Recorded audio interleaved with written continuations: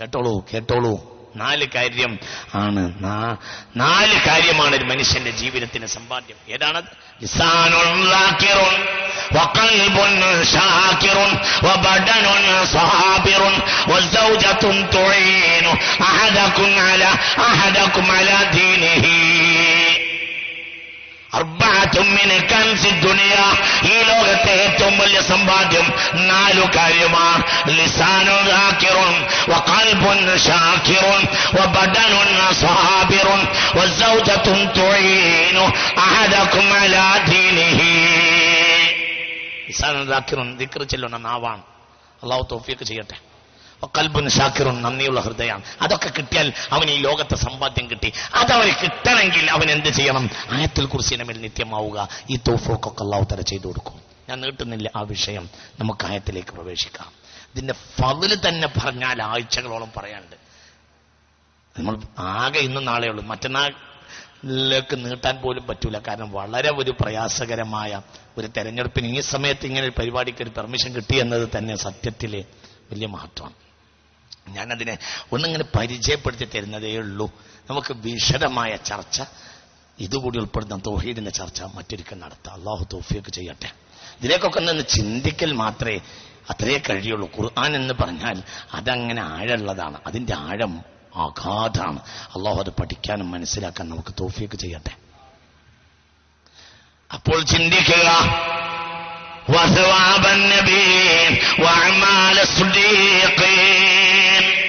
പ്രവാചകന്മാരുടെ സവാബ് അല്ലാഹു അവന് നൽകും. ആയത്തുൽ കുർസി നിത്യമായി ഓതിയാൽ. അല്ലാഹു തൗഫീഖ് ചെയ്യട്ടെ. അത് അല്ലാഹുവിന്റെ സൽത്തനത്തിന്റെ വചനമാണ്. മുഅ്മിനീങ്ങളെ ചിന്തിക്കുക, അല്ലാഹു ലാ ഇലാഹ ഇല്ലാ ഹുവൽ ഹയ്യുൽ ഖയ്യൂം. അല്ലാഹു അവനാണ് ആരാധിക്കപ്പെടേണ്ടവൻ. അവനല്ലാതെ ഒരാളെയും ആരാധിക്കേണ്ടവരില്ല. മുഹമ്മദ് എന്ന മനുഷ്യൻ പോലും ആരാധനക്ക് അർഹതപ്പെട്ട ആളല്ല. ഒരു പുൽക്കൊടി മുഹമ്മദ് എന്ന മനുഷ്യൻ പടച്ചിട്ടില്ല, അതിന് സാധ്യവുമല്ല. ജല്ല ജലാലായ സുബ്ഹാന നമ്മൾ മനസ്സിലാക്കുക. അല്ലാഹു നമുക്ക് തൗഫീഖ് ചെയ്യട്ടെ. ഉറക്കം പറ, അല്ലാഹു തൗഫീഖ് ചെയ്യട്ടെ.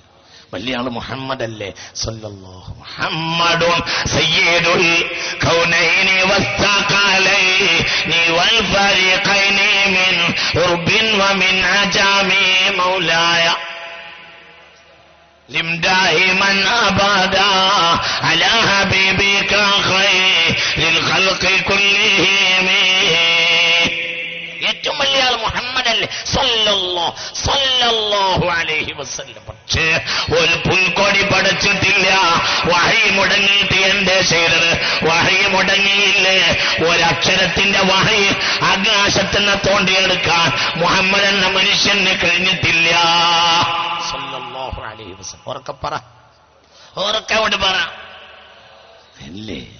ഇല്ലല്ലോ. 3 ചോദ്യങ്ങൾ ചെന്നിട്ട് ചോദിച്ചുവല്ലോ ചില ആളുകൾ റസൂലിനോട്. എന്താ 3 ചോദ്യം? മൻകാന അസ്ഹാബുൽ കഹ്ഫ് ആരായിരുന്നു? ദുൽഖർനൈൻ ആരായിരുന്നു? റൂഹ് എന്നാൽ എന്താണ്? സൗഖ്ബിറുക്കും വജാ, നാളെ ഞാൻ നിങ്ങൾക്ക് മറുപടി പറയുമെന്ന് സയ്യിദുനാ മുഹമ്മദ്. നാളെയായി മറുപടി പറഞ്ഞില്ല, പിറ്റന്നാളായി മറുപടി പറഞ്ഞില്ല, പിറ്റന്നാളായി മറുപടി പറഞ്ഞില്ല, പിറ്റന്നാളുമായി മറുപടി പറഞ്ഞില്ല. 12 കഴിഞ്ഞു, 15 കഴിഞ്ഞു, ഒരു വിഭാഗത്തിൽ 25 ദിവസം കഴിഞ്ഞു, ഒരു വിഭാഗത്തിൽ 40 ദിവസവും കഴിഞ്ഞു, മറുപടി പറഞ്ഞില്ല. മുഹമ്മദ് ആരെയാണ്? അല്ലാഹു ലാ ഇലാഹ ഇല്ലാ ഹുവൽ ഹയ്യുൽ ഖയ്യൂം. എന്താണ് ഈ വചനത്തിന്റെ അടിത്തറ എന്ന് മനസ്സിലാക്കണം. അവനല്ലാതെ ഒരാൾ ആരാധിക്കേണ്ടതില്ല. അവനല്ലാതെ ഒരാളും ഒന്നുമല്ല. അവനാക്കിയത് കൊണ്ടായതാണ്, അല്ലാതെ ഒരാളും ഒന്നുമല്ല. അല്ലാഹു നമുക്ക് ബോധം തരട്ടെ. അല്ലാഹു ബോധം തരട്ടെ. എന്തേ ഉണ്ട്? അവസാനം മക്കയിലെ മുശ്രിക്കുകൾ ഖുറൈശികൾ തുള്ളിച്ചാടിയില്ലേ? ഇന്ന ശൈത്വാന മുഹമ്മദിൻ ഹജറഹു, ഇന്ന ശൈത്വാന മുഹമ്മദിൻ ഹജറഹു. മുഹമ്മദിന്റെ പിശാച് മുഹമ്മദിനെ ഒഴിവാക്കിപ്പോയി. മുഹമ്മദിന് വിവരം എത്തിച്ചു കൊടുക്കുന്ന ഒരാളുണ്ടായിരുന്നു, ഇപ്പോൾ അയാൾ വരാറില്ല.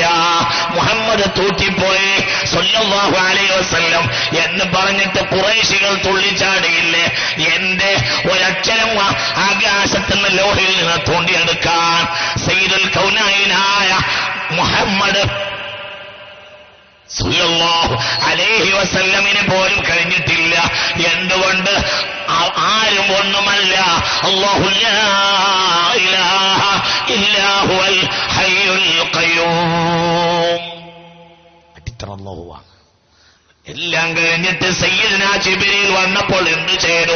എന്തു പറഞ്ഞു? ലാ തഖൂലന്ന ലിശൈഇൻ ഇന്നി ഫാഇലുൻ ദാലിക ഗദൻ ഇല്ലാ അയശാ അല്ലാഹ്. മേലാൽ ഇൻഷാ അല്ലാഹ് എന്ന് പറയാതെ ഒരു വാക്ക് വേണ്ടി പോകരുത് എന്ന് മുഹമ്മദിനോട് പറഞ്ഞു സല്ലല്ലാഹു അലൈഹി വസല്ലം. അത്രയേ ഉള്ളൂ. അത് വിശദീകരിച്ചപ്പോൾ പുണ്യനബി ഒരു കഥയും പറഞ്ഞു. അനവധി ഭാര്യമാരുള്ള ചക്രവർത്തിയായിരുന്നു സയ്യിദ്ന സുലൈമാൻ. ഈ ഹദീസ് സ്വഹീഹുൽ ബഖാരി അടക്കം രേഖപ്പെടുത്തിയിട്ടുണ്ട്. ഞാൻ റിവായത്ത് വേഗം പറയാൻ കാരണം എന്താണെന്നറിയോ? പറയുമ്പോഴത്തേന് ആളുകൾക്ക് ഇന്ന് ഷെക്കിന്റെ കാലാണ്. ഇതിപ്പോ എവിടുന്ന അയാൾ ഈ വാറോല വായിക്കണം വിചാരിക്കും.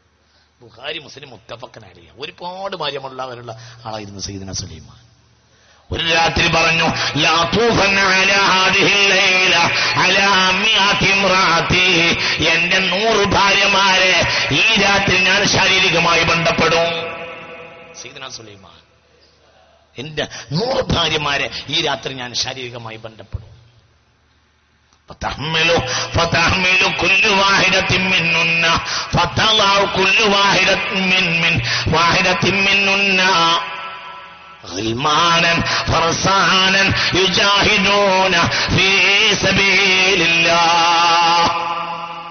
ഇന്ന് രാത്രി ഞാൻ, നാളെ സുബഹ്ക്ക് മുമ്പ് ഈ രാത്രി ഞാൻ എന്റെ 100 ഭാര്യമാരെ ശാരീരികമായി ബന്ധപ്പെടും എന്ന് സയ്യിദ്ന സുലൈമാൻ. അങ്ങനെയായിരുന്നു അന്ന്. ആ ശരിയാത്ത് അങ്ങനെയായിരുന്നു. എന്നിട്ടോ എല്ലാ ഭാര്യമാരും എന്നിൽ നിന്ന് ഈ രാത്രി ഗർഭം ധരിക്കും. സയ്യിദ്ന സുലൈമാൻ നമ്മുടെ 3000 കൊല്ലം മുമ്പാണ് സയ്യിദ്ന സുലൈമാൻ. BC 923 മുഖദ്ദസ് പള്ളിയിൽ നമസ്കരിക്കാൻ വരവേ സയ്യിദ്ന സുലൈമാൻ മരിച്ചിട്ടുള്ളത് അലൈഹിസ്സലാം. BC 923 സയ്യിദ്ന സുലൈമാൻ മുഖദ്ദസ് പള്ളിയിൽ മരിച്ചുപോയി അലൈഹിസ്സലാം. അപ്പോൾ നമ്മുടെ 3000 കൊല്ലങ്ങൾക്ക് മുമ്പ് സയ്യിദ്ന സുലൈമാൻ. ചിന്തിക്കും. എന്നിട്ട് ഈ രാത്രി എന്റെ ഭാര്യമാർ എന്നിൽ നിന്ന് ഗർഭം ധരിക്കും. സമയമാകുമ്പോ എല്ലാ പെണ്ണുങ്ങളും പ്രസവിക്കും. ആരഹിൽമാനൻ ആൺകുട്ടികളെ, ഫർസാനൻ അശ്വരൂഢരാകാൻ കഴിയുള്ള വിജാഹിദൂന ഫീ സബീലില്ലാഹ്, അല്ലാഹുവിന്റെ മാർഗത്തിലെ ധർമ്മസമരികളായ ആളുകളെ, ആൺകുട്ടികളെ എന്റെ ഭാര്യമാർ. അങ്ങനെ 100 ആൺകുട്ടികൾക്ക് ഗർഭം ധരിക്കാൻ, പ്രസവിക്കപ്പെടാൻ കാരണമായ കാര്യം എന്നിൽ നിന്ന് ഈ രാത്രി ഉണ്ടാകുമെന്ന് സയ്യിദ്ന സുലൈമാൻ.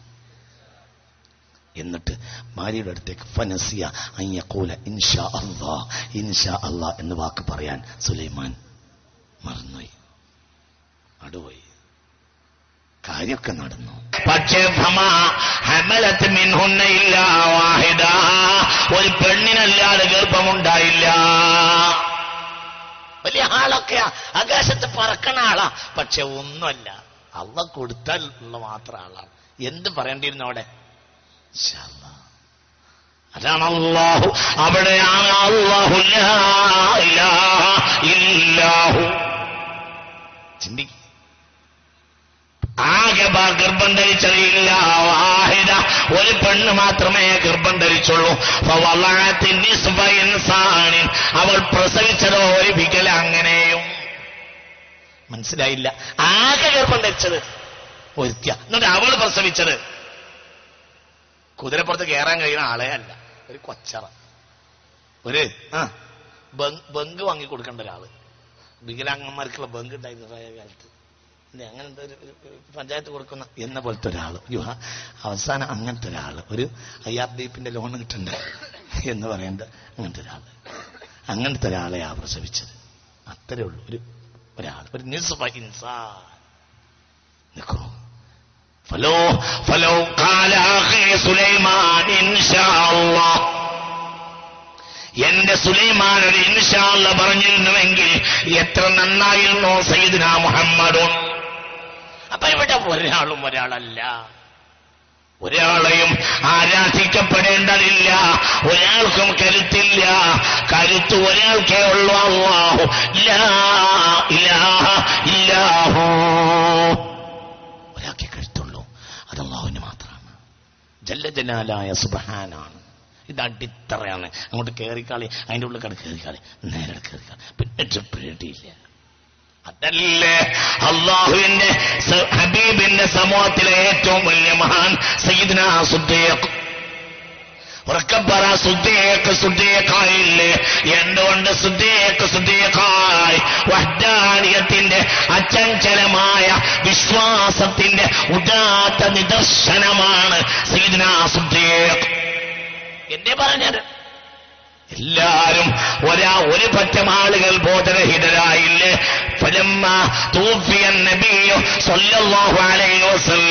ചിലർ ഹൈറാനിയത്തിൽ പൊട്ടിയില്ലേ?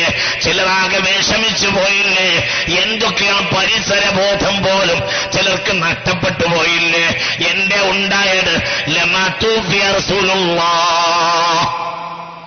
മുഹമ്മദ് നബി വഫാത്തായപ്പോൾ, അപ്പോൾ അധികാരം ഏറ്റെടുത്തു, വിഷയത്തിന്റെ സാഹചര്യത്തെ ഏറ്റെടുത്തു സയ്യിദ്നാ സിദ്ദീഖ്. അതാണ് സിദ്ദീഖിന്റെ മഹത്വം. സിദ്ദീഖ് വലിയ നബി ഇബ്രാഹിമിയ, പക്ഷെ അവിടെ കുറച്ച് വർത്താനം പറഞ്ഞു. എന്താ പറഞ്ഞത്?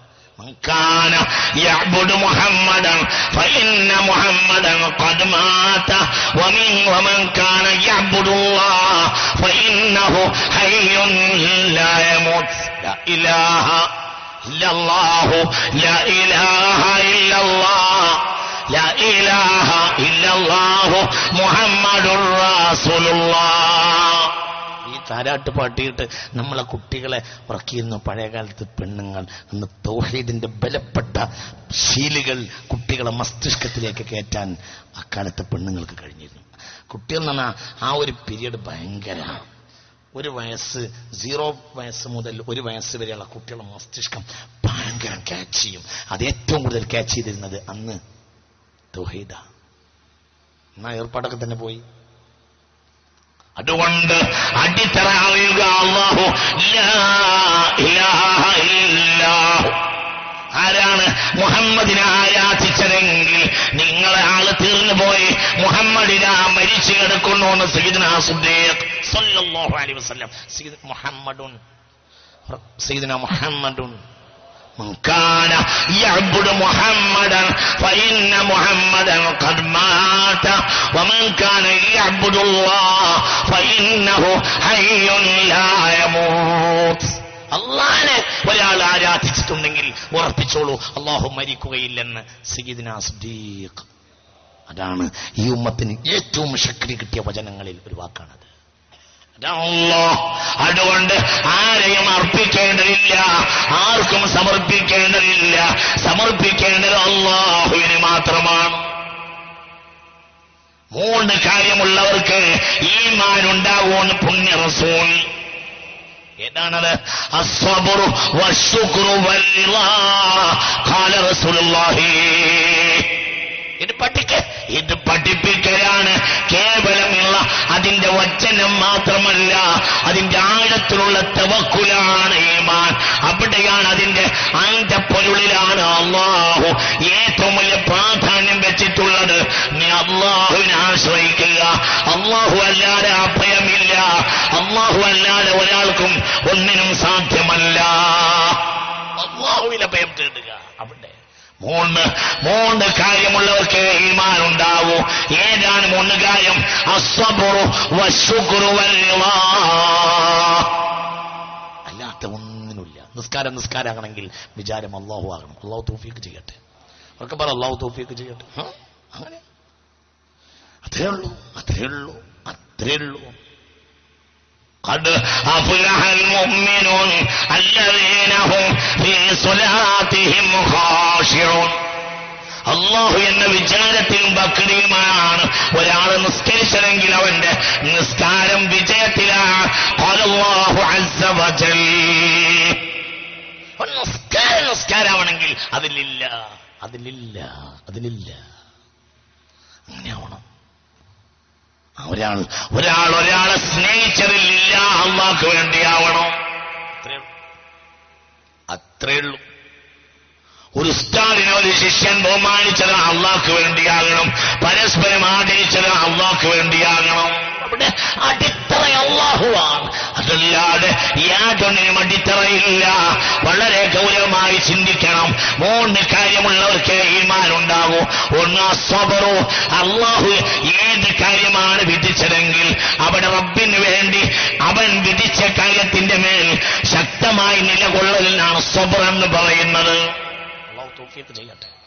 കിട്ടിയിട്ട് വീണ് മരണവെപ്രാളത്തിൽ പടയുമ്പോൾ ആളുകൾ ചെന്നിട്ട് ചോദിച്ചു, അടുത്ത ഖലീഫ ആരാണ്?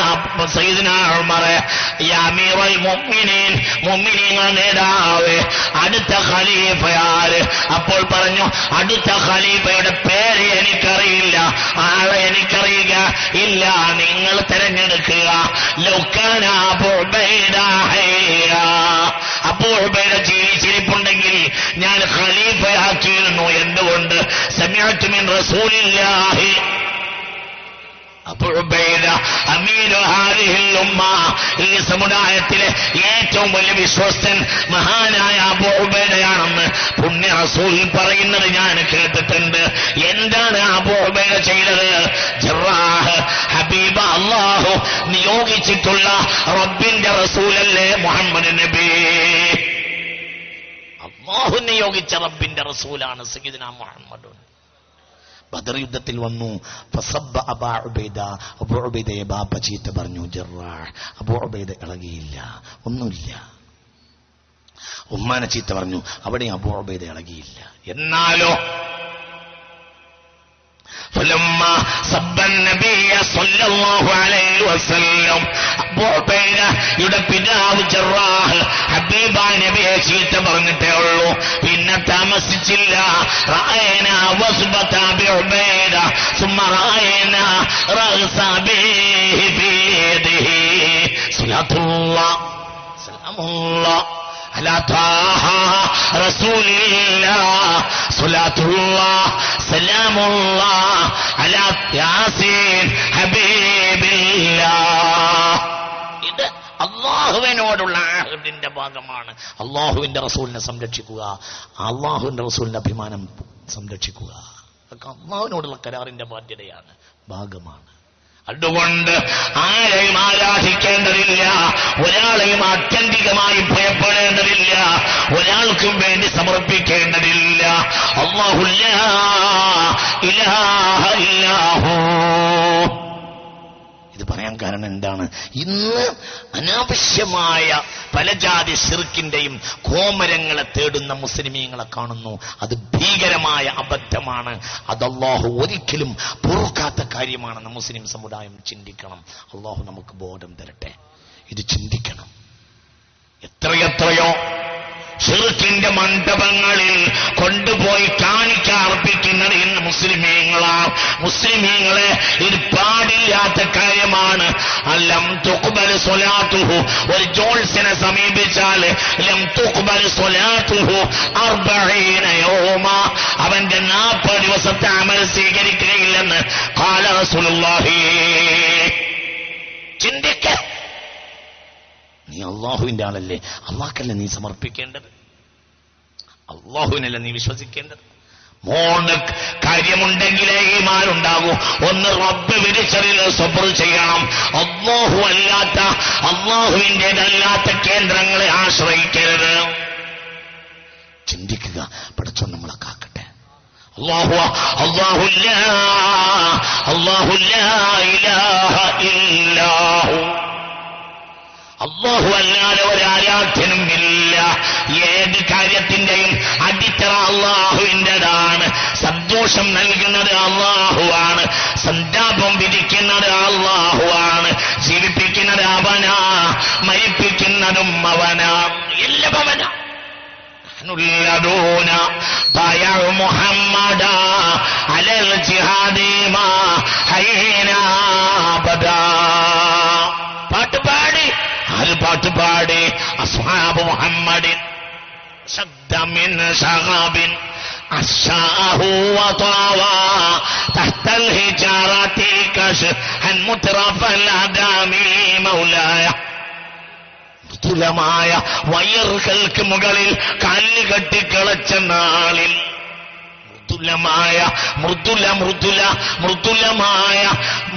മൃദുലമായ വയറുകൾക്ക് മേൽ കാല് കെട്ടിക്കിളച്ച നാളിൽ അവർ പാടിയത്, അവർ അല്ലാഹുവിന്റെ റസൂലായ മുഹമ്മദ് സ്വല്ലല്ലാഹു അലൈഹി വസല്ലമയുടെ കൈവെള്ളയിൽ കൈവച്ച് പ്രതിജ്ഞ ചെയ്തവരല്ലോ ഞങ്ങൾ, അല്ലാഹുവിന് വേണ്ടി ഞങ്ങൾ ശ്രമിച്ചുകൊള്ളാം, ഞങ്ങൾ അധ്വാനിക്കുന്നത് അള്ളാഹുവിന് വേണ്ടി മാത്രമാണ്. അല്ലാഹു ലാ ഇലാഹ ഇല്ലാ ഹുവൽ ഹയ്യ്. ജീവിക്കുന്നത് അവനാണ്, അവന് ജീവനുണ്ട് എന്നല്ല, ജീവിക്കുന്നത് അവനാ. നിനക്കെന്ത് ജീവൻ?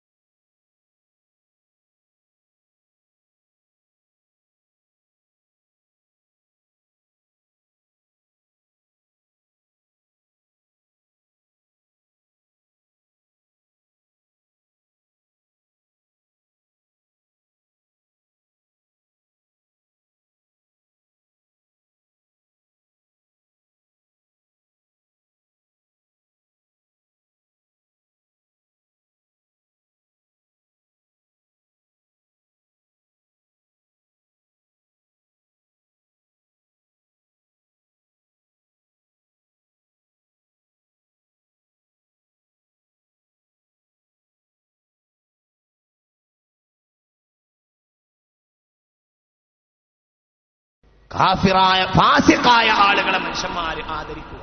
മാഫീ ഖൽബിഹി മിസ്ഖാലു ദർറത്തിൻ മിൻ ഈമാൻ. അണുമണി തൂക്ക ഈമാനില്ലാത്ത ആളുകളെ മനുഷ്യൻ ആദരിക്കുക. റജുലൻ 20 ആളുകൾ ഒരു സ്ഥലത്ത് ഒരുമിച്ച് കൂടുക. ഒരു ഹദീസിൽ കാണാം, സ്വഹീഹ് ബൈഹഖി രേഖപ്പെടുത്തിയ ഹദീസാണ്. അൽബാനി പോലും ഈ ഹദീസ് സ്വഹീഹ എന്ന് പറയുന്നുണ്ട്, തന്റെ ജാമിഉ സ്വഹീഹ് രേഖപ്പെടുത്തിയിട്ടുണ്ട്.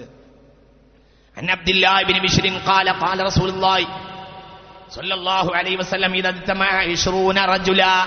20 ആളുകൾ ഒരു സദസ്സിൽ ഒരുമിച്ച് കൂടുക, ഔ അക്സർ അല്ലെങ്കിൽ അതിനേക്കാൾ കൂടുതൽ ആളുകൾ. ഫലം യകുൻ ഫീഹിം മൻ യുഹാബ്ബു ഫില്ലാഹ്. അല്ലാഹുവിന്റെ കാര്യത്തിൽ പേടിക്കപ്പെടേണ്ട ഒരാൾ ആ കൂട്ടത്തിൽ ഇല്ലാതെയാവുക. 20 ആളുകൾ, ഒരു കല്യാണ സദസ്സ്, ഒരു നിശ്ചയ സദസ്സ്, ഇതൊക്കെ ആളുകൾ ഇങ്ങനെ ഉണ്ട്, കുറെ ആളുണ്ട്. ഒരു 20 ആളുകൾ ഔ അക്സർ അല്ലെങ്കിൽ 20. നിങ്ങൾ ശ്രദ്ധിക്കണില്ലേ? നിങ്ങൾ മനസ്സിലാക്കി പറഞ്ഞ ഒരു ഹദീസ് പോലും ഒന്നിൽ തൊട്ടുന്ന ഹദീസല്ല ഞാൻ മറ്റൊന്ന് പറയുന്നത്. വളരെ ശ്രദ്ധിക്കണം, ഇത് മറക്കരുത്. മുസ്തഫ ഇതൊക്കെ നമ്മളെ കല്യാണ നിശ്ചയം നിങ്ങൾ ചിന്തിക്കണം. ഇതൊക്കെ ആ സനവാത്തു സലാസിൽ എന്ന് മുഹമ്മദ് നബി സ്വല്ലല്ലാഹു അലൈഹി വസല്ലം നമ്മൾ ചിന്തിക്കണം. ഒരു സദസ്സിൽ 20 ആളോ 20-ലേറെ ആളോ ഒരുമിച്ച് കൂട്ടുക. 20 റജുലൻ ഔ അക്സർ, ഒന്നിരിക്കൽ 20 അല്ലെങ്കിൽ 20-ലേറെ ആളുകൾ ഒരു സദസ്സിൽ ഒരുമിച്ച് കൂടുക. വലൈസ ഫീഹിം മൻ യുഹാബ്ബു ഫില്ലാഹ്. അല്ലാഹുവിന്റെ കാര്യത്തിൽ പേടിക്കപ്പെടേണ്ട ഒരാൾ ആ കൂട്ടത്തിൽ ഇല്ലാതെയാവും. അഥവാ അള്ളാന്റെ കൂട്ടത്തിൽ പേടിക്കപ്പെടേണ്ട ആളാരാ? അള്ളാന്റെ കാര്യത്തിൽ പേടിക്കപ്പെടേണ്ട ആളാരാ? മുത്തഖി. ഒരു മുത്തഖിയായ മനുഷ്യൻ ആ സദസ്സിൽ ആരും കാണാതിരിക്കുക. ഹലറുൽ അമ്ര, എല്ലാവരും അവിടെ കാര്യം നടത്താൻ വേണ്ടി കൂടിയതാണ്. അങ്ങനെ അവർ കാര്യം നടത്തുക. ഈ 20-20-ഏറെയോ ആളുകൾ നിങ്ങൾ ചിന്തിക്കുക. നിങ്ങളെ മോളെ കെട്ടിച്ച നിശ്ചയത്തിന്റെ കാര്യം ആലോചിക്കുക. നിങ്ങളെ മോൻ കല്യാണം കഴിച്ച നിശ്ചയം ഒന്ന് ആലോചിക്കുക. ഒരുപക്ഷെ നിങ്ങൾ വയസ്സായ ആളാണെങ്കിൽ നിങ്ങളെ ചെറുപ്പകാലത്ത് ഒരുപക്ഷെ ഉണ്ടാവാം. നിങ്ങൾ ഇന്നത്തെ കാര്യം ആലോചിക്കുക. ഇന്നിപ്പോ മിക്കവാറും കല്യാണ നിശ്ചയങ്ങൾക്കൊക്കെ അങ്ങനെ തന്നെ ആളുകളെ കൊണ്ടുപോവുക. എന്തുകൊണ്ട് കല്യാണ നിശ്ചയത്തിലൊക്കെ മിക്കവാറും ആളുകളെ തമ്മാടികളെ കൂട്ടത്തിൽ കൊണ്ടുപോകും. എന്തുകൊണ്ട്? തമ്മിൽ തെറ്റിയാല് കല്യാണത്തലേന്നോ കല്യാണ രാവിലെയോ കൊടുത്ത സാധനം മടക്കി വാങ്ങണമെങ്കിൽ മുസ്ലിരെ കൊണ്ടും തങ്ങളെ കൊണ്ടും അതിന് കഴിയില്ല. എന്നാൽ അടി കൊടുക്കാവുന്ന ആളെ കൊണ്ടേ കഴിയുള്ളൂ. മറ്റേ സാധനം നിങ്ങൾക്കറിയാലോ, ഞാൻ പറയുന്നില്ല. എങ്ങനെ തന്നെ അതായത് ആലിമിനെയോ സയ്യിദിനെയൊന്നും കൊണ്ടുപോയിട്ട് കാര്യമില്ലാതെ ആവുക. നല്ല നല്ല ആരോഗ്യമുള്ള നല്ല ഫാസിഖ്യങ്ങൾ അങ്ങാടിയിൽ ആരൊക്കെയാണോ രാവിലെ കള്ളുടിക്കുന്ന ഉച്ചക്ക് കള്ളുടിക്കുന്നവനാണെങ്കിലും വേണ്ടില്ല, നല്ല തടിയും തൂക്കമുള്ളവനെ കൂട്ടിച്ച് കല്യാണ നിശ്ചയത്തിന് കൊണ്ടുപോവുക. നീ കൂടിയ നിശ്ചയല്ലേ, പെണ്ണിനോൻ തലാക്കല്ലേ, നമ്മളെ 1.5 ലക്ഷം വാങ്ങിക്കൊണ്ടാന്ന് പറഞ്ഞാല് അടിച്ചിട്ട് അത് വാങ്ങിത്തരാവുന്ന ജാതിയെ കൊണ്ടുപോവുക. ഇതുകൂടി അതിനർത്ഥമുണ്ട്.